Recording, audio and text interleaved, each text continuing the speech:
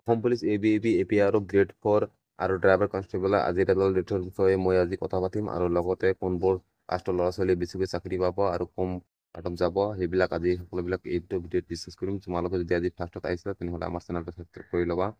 First কথা হ'ল যে আমাৰ অসমৰ যিবিলাক ল'ৰা ছোৱালীয়ে কাষ্ট ৱাইজ মানে এইটো কাট অফ গৈছে আৰু OBC কাষ্টৰ যিবিলাক ল'ৰা ছোৱালী আছে সেইবিলাকৰ কাট অফ বহুত কম যাব, কাৰণ OBC কাষ্টৰ ল'ৰা ছোৱালী বহুতো কেণ্ডিডেটে তেওঁলোকে URত সোমাই যায়, সেইবাবে OBC কাট অফ ফাইনেলত বহুত কম যোৱা দেখা যাব।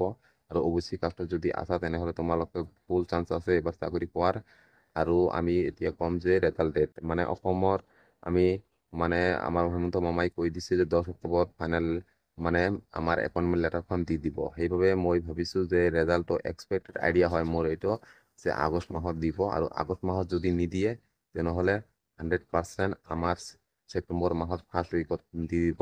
সেইবাবে ইমান টেনশ্যন কৰি থাকিব নালাগে, ৰেজাল্ট অতি সোনকালে আহিব। আৰু যিহেতু OBC কাষ্টৰ ল'ৰা ছোৱালী বহুত আছে তথাপিও কাট অফ বহুত কম যাব, কাৰণ বহুত কেণ্ডিডেটে মানে জেনেৰেলত সোমাই আছে আৰু বহুতো ফাইনেলত জেনেৰেলত সোমাই যাব। সেইবাবে ইমান টেনশ্যন কৰিব নালাগে। আৰু কাট অফ আমি ক'বলৈ গ'লে এভাৰেজত আমাৰ কাষ্ট ৱাইজ যিবিলাক কাট অফ আছে সেইবিলাক কাট অফ অলপ কমেই যাব, সিমান টেনশ্যন কৰিব নালাগে।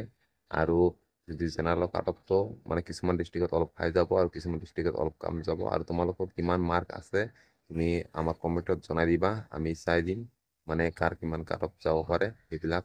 আৰু আমি কালিৰ পৰা মই লাইভত আহিম, মানে কিমান কাৰ এক্সট্ৰা মাৰ্ক আছে সেইবিলাক লাইভত আহি আজি সকলোবিলাক কথা আমি ডিছকাছ কৰিম। তোমালোকে আমাৰ ভিডিঅ' যদি চাই আছা তেনেহ'লে আমি ধন্যবাদ জনাইছোঁ। আৰু আমাৰ চেনেলটো নতুন চেনেল হয়, তোমালোকে ছাবস্ক্ৰাইব কৰিবা আমি অনুৰোধ কৰিছোঁ।